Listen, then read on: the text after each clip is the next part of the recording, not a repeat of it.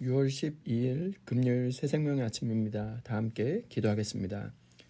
사랑과 은혜가 풍성하신 하나님 아버지, 오늘도 우리를 깨워 주의 말씀 앞에 세워주심을 감사합니다.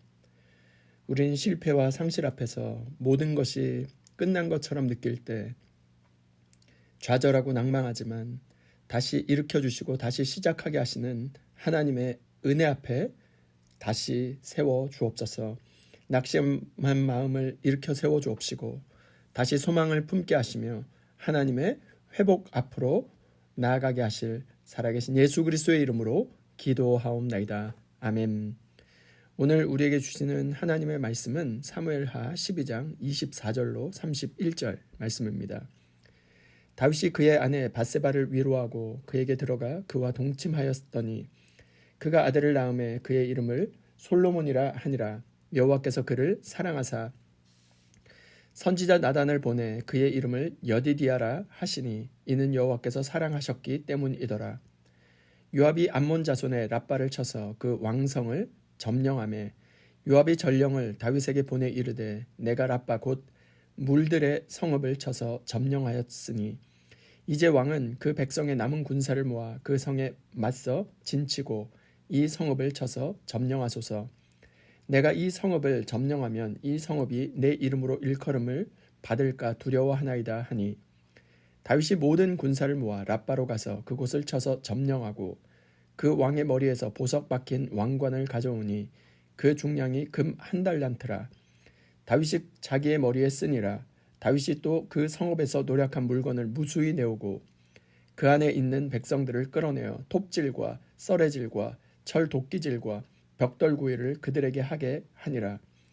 암몬 자손의 모든 성읍을 이같이 하고 다윗과 모든 백성이 예루살렘으로 돌아가니라. 아멘. 저는 오늘 이 본문으로 하나님의 그 후회를 신뢰하라는 제목으로 하나님 말씀 증거하도록 하겠습니다. 어제 우리는 매우 슬픈 장면을 살펴보았습니다. 다윗은 아이를 잃었습니다.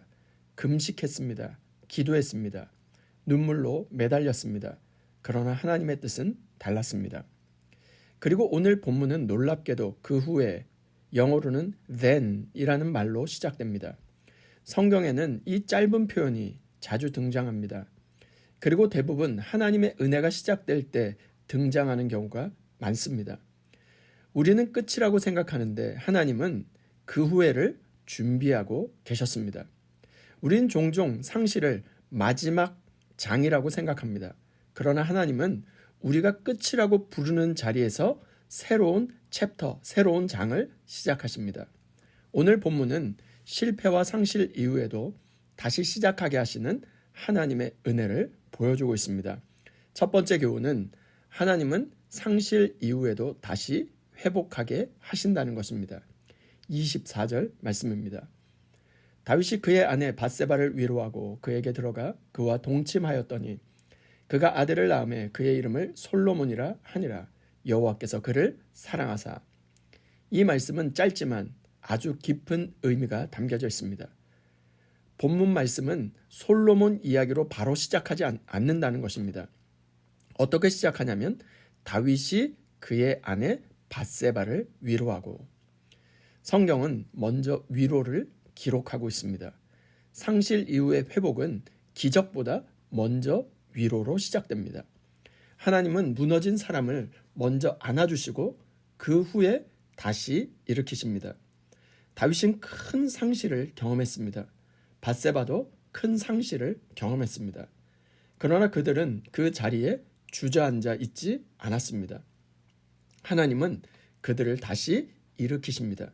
여기서 중요한 것은 회복은 상처가 없었던 것처럼 만드는 것이 아니라는 것입니다. 상처는 그대로 남아 있습니다. 눈물도 기억됩니다. 그러나 하나님은 그 상처보다 더 큰 은혜를 베풀어 주십니다. 시편 30편 5절은 이렇게 말씀합니다. 그의 노염은 잠깐이요 그의 은총은 평생이로다. 저녁에는 울음이 깃들지라도 아침에는 기쁨이 오리로다. 아멘. 우리 인생에도 잃어버린 장면이 있지 않습니까? 기도했지만 이루어지지 않은 일, 붙잡고 싶었지만 떠나 보내야만 했던 일, 마음 깊이 아픈 상처와 같은 기억들이 남아있지 않습니까? 그러나 하나님은 거기서 끝내지 않으십니다. 하나님은 모든 것이 끝난 것 같은 바로 그 지점에서 하나님은 다시 일으켜 세워주시는 분이십니다. 우리가 끝이라고 생각한 그 실패와 상실의 자리에서도 하나님은 그 후회를 준비하고 계십니다.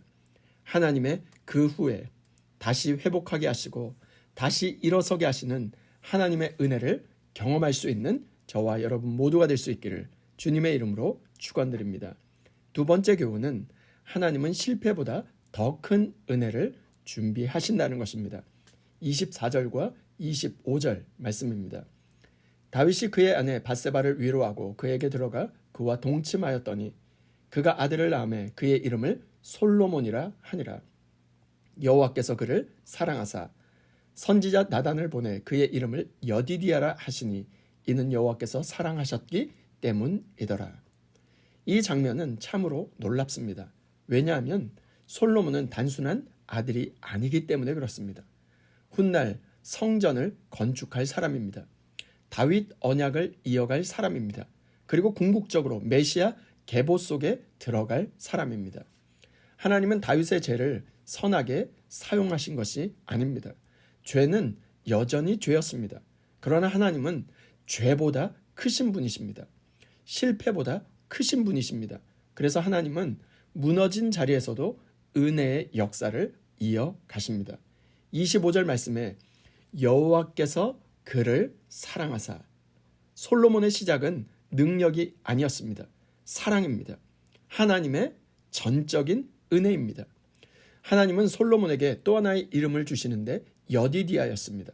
그 뜻은 여호와께서 여호와께 사랑 받는 자라는 뜻입니다. 놀랍지 않습니까? 죄와 눈물과 징계를 지나온 그 자리에서 하나님은 다시 사랑을 선언하십니다. 이것이 은혜입니다. 하나님은 다윗의 죄를 용납하신 것이 아닙니다. 그러나 하나님은 다윗을 향한 언약을 포기하지 않으셨습니다. 이것이 은혜입니다. 우리의 인생도 마찬가지입니다. 하나님은 완벽한 사람을 사용하시는 것이 아닙니다. 은혜를 경험한 사람을 사용하십니다. 그래서 복음은 실패하지 말라가 아니라 실패보다 크신 하나님의 은혜를 붙들라는 것입니다. 로마서 5장 20절에 죄가 더한 곳에 은혜가 더욱 넘쳤나니 라고 기록합니다. 오늘 우리의 실패가 마지막 장이 아닙니다. 하나님은 여전히 다음 장을 써내려가고 계십니다. 어떻게 해요? 여호와께서 사랑하사. 이는 여호와께서 사랑하셨기 때문이라. 실패보다 크신 하나님의 은혜, 하나님의 사랑을 경험하고 다시 일어설 수 있는 저와 여러분 모두가 될 수 있기를 주님의 이름으로 축원드립니다. 말씀을 마무리하고자 합니다. 오늘 말씀은 우리에게 두 가지를 가르쳐 줍니다. 첫 번째, 하나님은 상실 이후에도 다시 회복하게 하십니다. 두 번째, 하나님은 실패보다 더 큰 은혜를 준비하십니다. 다윗의 이야기는 죄로 끝나지 않았습니다. 눈물로 끝나지 않았습니다. 징계로 끝나지 않았습니다. 하나님은 다시 시작하게 하셨습니다. 오늘 우리의 삶에도 모든 것이 끝난 것처럼 보이는 영역이 있습니까? 포기하고 싶은 일이 있습니까? 그러나 모든 것이 끝난 것 같은 자리, 실패한 그 자리 앞에 하나님께서는 언제나 그 후를 준비하고 계십니다. 다윗은 아이를 잃었지만 하나님을 잃지 않았습니다. 그리고 하나님은 다윗에게 아이를 대신할 무언가를 주신 것이 아니라 다시 하나님을 바라볼 수 있는 믿음을 주셨습니다. 오늘 우리의 삶에도 모든 것이 끝난 것처럼 보이는 영역이 있습니까? 포기하고 싶은 일이 있습니까? 그러나 하나님께는 언제나 그 후가 있다는 것을 기억하시길 바랍니다. 상실보다 크신 하나님의 위로, 실패보다 크신 하나님의 은혜, 눈물보다 크신 하나님의 회복을 붙들고 살아가는 저와 여러분 모두가 될 수 있기를 주님의 이름으로 축원드립니다. 이 시간 주신 말씀과 공동의 기도 제목으로 함께 기도하겠습니다. 첫 번째, 주여 상실과 아픔 가운데 머물러 있지 않게 하시고 다시 시작하게 하시는 하나님의 은혜를 붙들고 다시 일어나게 하옵소서. 두 번째, 주여 나의 실패보다 크신 하나님의 사랑과 은혜를 신뢰하게 하시고 낙심 대신 소망으로 살아가게 하옵소서. 세 번째, 토요 새벽 예배와 주일 예배 가운데 성령께서 충만하게 역사하여 주시고 모든 성도들이 하나님의 은혜 안에서 회복과 세임을 얻는 복된 예배가 되게 하옵소서. 공도의 기도 제목과 각자의 기도 제목을 주님께 올려드리며 함께 기도하겠습니다.